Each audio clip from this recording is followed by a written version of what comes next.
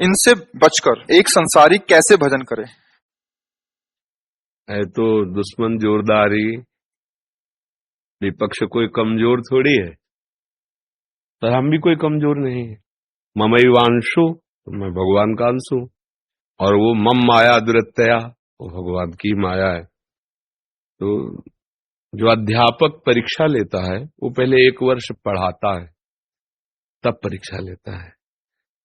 ऐसे ही हमारे सतमार्ग में भी परीक्षा होती है। जैसे प्रारंभ में आप भजन कर रहे हैं और कुमार्गगामी प्रवृत्तियां आपके अंदर है, आपकी कोई शिकायत नहीं मानी जाएगी परमार्थ में, क्योंकि आपका अभ्यास चल रहा है असत वृत्ति को मिटाने का।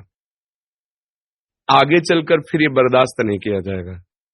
जैसे छोटा बच्चा पार्टी में जो ऐसे गोली और ऐसे डंडा खींचता तो टीचर कहता वाह बहुत सुंदर, बहुत अच्छा लिखा, लेकिन वो ऐसे ही लिखता रहे, फिर बाद में उसे दंड दिया जाता है कि इतने वर्ष हो गए आप ऐसे चल रहे हो।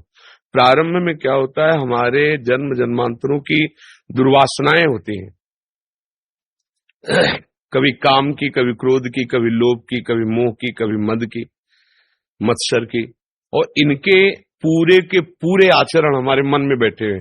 जैसे एक छोटी सी चिप हो तो सैकड़ों घंटे की बातें उसमें रिकॉर्ड की जाती हैं। तो ये भगवान के द्वारा बनाया हुआ एक चिप है मन, जिसमें तुम्हें रिकॉर्ड नहीं करना, अपने आप रिकॉर्ड, जैसे सीसी कैमरे में नहीं होता रिकॉर्ड होता रहता है, ऐसे अपने आप रिकॉर्ड, जो हम देखते हैं, जो सुनते हैं, जो भोगते हैं, वो सब हमारे मन में बैठा हुआ है। एक जन्म का नहीं, अनंत जन्मों का बैठा हुआ है।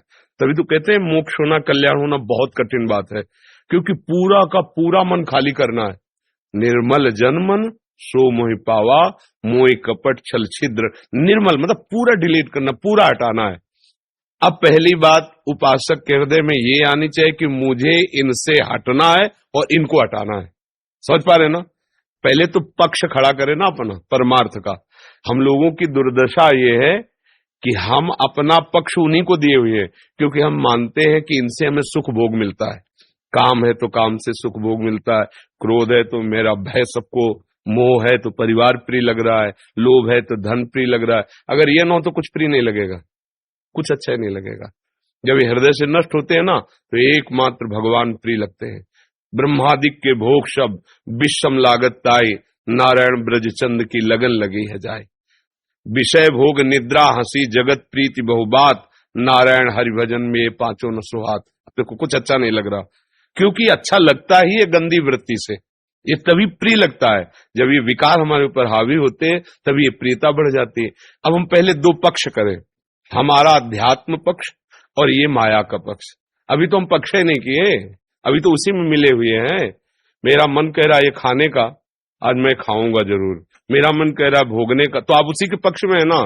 अब जब विपक्ष खड़ा किया ऐसे भक्ति का कि ये धर्मयुक्त है, नहीं तो नहीं करना, ये धर्मयुक्त है, हाँ तो समय से हम इसे स्वीकार कर लेंगे।